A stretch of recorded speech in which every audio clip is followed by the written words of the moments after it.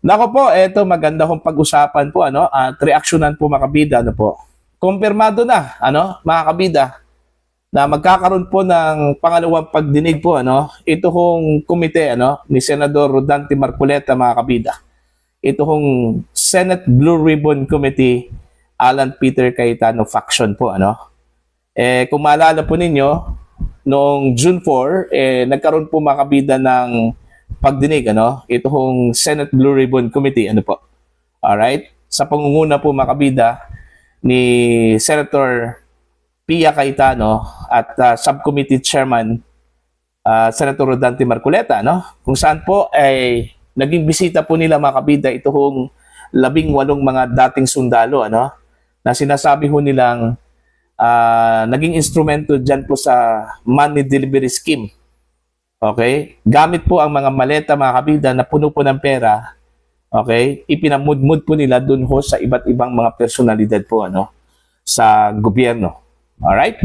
Now, dito ho sa magaganap na pagdinig ngayong Huwebes, alright, mga kabida, aasahan po natin, na meron pong sorpresa, meron pong pasabog po, mga kabida. Ito hong si Senador Rodante Marcoleta po, meron daw i-represent ng mga bagong testigo. Alright? Kung maalala po ninyo mga kabida, meron pong pahiwatig po, ito kung si dating Congressman Mike Defensor. Okay? Kamakailan lang po. Okay? Na meron daw 14 na mga dating Marines. Okay? Separate dun ho sa 18 mga dating sundalo po, mga kabida, ang lalabas ngayong araw po ng Huwebes. Ayun, ito na kayong sinabi po ni dating Congressman Defensor, mga kabida, na makikipagkita daw kay Senador Rodante Marcoleta po, Okay? Ang tawag po sa kanila ay Fearless 14. Kung ang 18 mga dating sundalo po, mga kabida, ang tawag po sa kanila ay Brave 18. Dito ho sa 14 na mga dating Marines, ang tawag daw sa kanila mga kabida ay Fearless 14, mga kabida. Okay? Eto, magandang abangan ito, mga kabida, po. Eto, babasahin ko muna itong article ng Ang Balita Ngayon, Kinumpirma ni Senador Rodante Marcoleta na nakatakdang ituloy sa Huwebes ang susunod na pagdinig ng kampong kumikilala kay Senate President Alan Peter Cayetano na kanyang tinawag na tunay, legitimate at legal na Senate Blue Ribbon Committee hearing. Ayan. Ang pahayag ay ginawa ni Senador Marcoleta sa isang panayam matapos ang magkakahiwalay na hakbang ng dalawang magkakatunggaling grupo sa Senado kaugnay ng kontrobersyal na flood control investigation. Alright? Ito yung sinabi po ni Marcoleta po, mga kabida. Sa susunod na Huwebes, kami naman ang magpapatawag ng Blue Ribbon Committee hearing. Dagdag pa niya, ang pinag-usapan kailan maglabas sila ng notice sa araw na ito sapagkat matutuloy ang susunod na hearing ng tunay at legitimate at legal na Blue Ribbon Committee sa Huwebes. Nang tanungin kung mayroon na silang listahan ng mga pinadalhan ng notices, diretsahang sinabi ni Marcoleta, meron na. Ayan. Nang usisain kung muli nilang imbitahan si dating Speaker Martin Romualdez matapos itong hindi dumalo sa mga naunang pagdinig, sinabi ni Marcoleta, ipupush pa rin namin yon kasi mali yung sagot nung House of Representatives. Nagbigay rin si Senator Marcoleta ng komento hinggil sa hindi pagdalo ng ilang mga testigo sa kanilang pagdinig, ngunit dumalo sa isinagawang consultative meeting ng kampo ni na Senator Sherwin Gatchalian at Senator Erwin Tulfo noong Lunes, mga kabida. Alright? Nagtataka nga ako bakit pagka sila ang pinatawag mo, ayaw nilang pumunta. Pagka sila, ibig sabihin po, yung kampo po ni Gatchalian po, mga kabida, ang tumawag, yung illegal, pumunta sila. Alright? Ang pahayag ay naganap habang nagpapatuloy ang sigalot sa Senado kaugnay ng liderato sa Senate Blue Ribbon Committee at ng flood control investigation. Noong Hunyo 8, nagsagawa ang kampo ni na Gatchalian at Erwin Tulfo ng isang hearing na kalaunan ay nilinaw mismo nila na isa lamang consultative meeting dahil hindi pa may tuturing na formal na Blue Ribbon Committee hearing dahil hindi pa ganap na organisado ang komite, mga kabida. Sa kabilang panig, iginit naman ni na Senate President Alan Peter Cayetano at Senator Rodante Marcoleta na ang kanilang kampo ang kumakatawan sa lehitimong Blue Ribbon Committee at nakatakdang magdaos ng panibagong pagdinig sa Huwebes. Ayon. So, yun po, mga kabida, kumpirmado po na sa Huwebes po, mga kabida, yung pangalawang pagdinig po, ng sinasabi hong legit at legal na Senate Blue Ribbon Committee, mga kabida, sa ilalim po, ng pamumuno po, mga kabida, ni Senator Pia Cayetano at ang subcommittee nito, mga kabida, kung saan ang chairman po ay si Senador Rodante Marcoleta, mga kabida.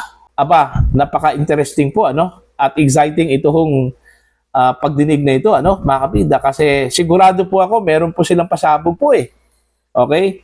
Meron na pong pahiwatig po ito hong si dating Congressman Mike Defensor po, mga kabida, na magpapakita daw yung 14 na mga dating Marines, okay?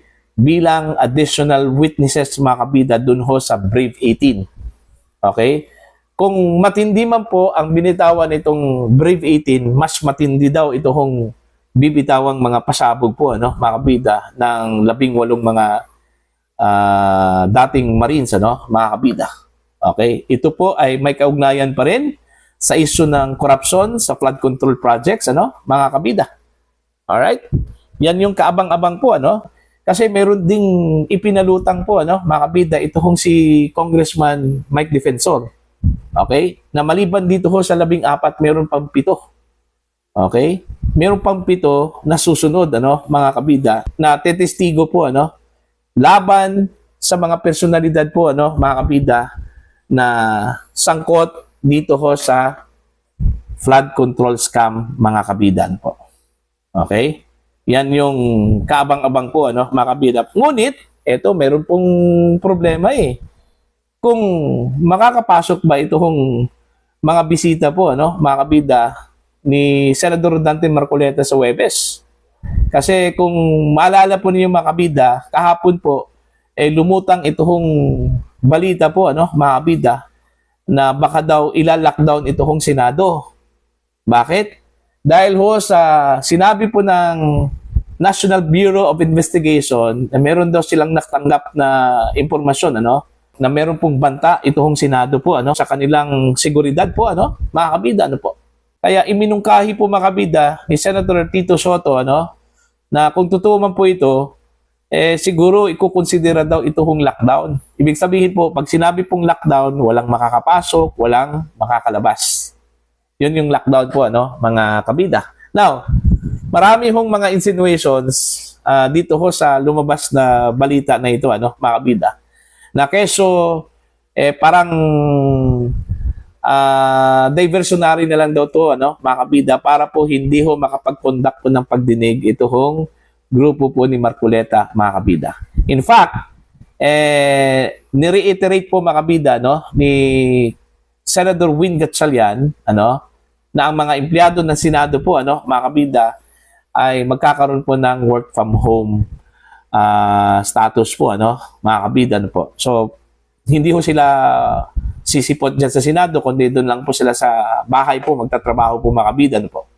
Alright? So, kung ganun, paano yan? Okay? Sino mag-a-assist, mga kabida? Dyan po sa Blue Ribbon Committee hearing po, under Marcoleta Wing, yung Huwebes. Alright? Ang gulo naman po. Ang gulo talaga, mga kabida, po. Ayaw ko magpawat itong grupo po ni Win Gatchalian po, mga kabida, po. Alright? So, titingnan natin to, kung anong pong pwedeng magawa po, mga kabida, ng grupo po ni Cayetano.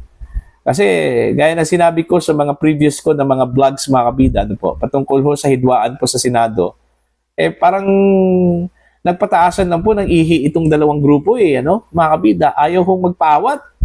Okay? Walang bibigay po, mga kabida, po. Alright?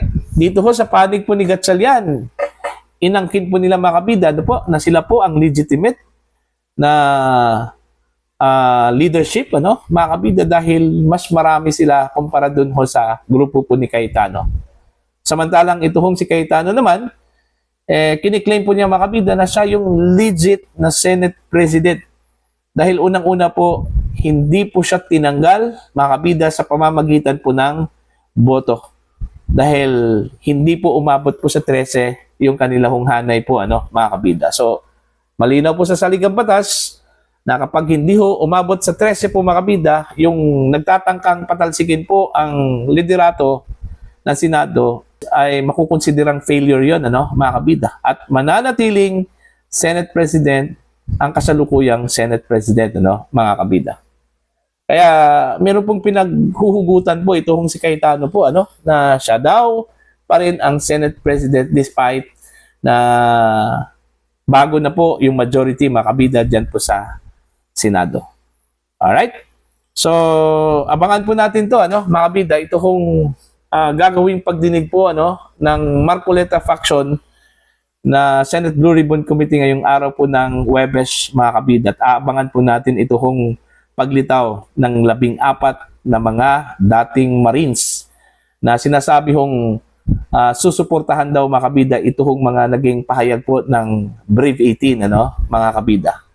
Alright? Sila daw yung magsusupplement, okay, dun ho sa kulang. At sila daw yung magpapatunay mga kabida na ang Brave 18 po, lahat ng kanilang mga aligasyon, binitawan ng mga salita po, ano, mga kabida, pawang mga katotohanan po, ano, mga kabida, ano po. Okay? So, what do you think? Ano po ang inyong opinion at pananaw po dito, ano, mga kabida?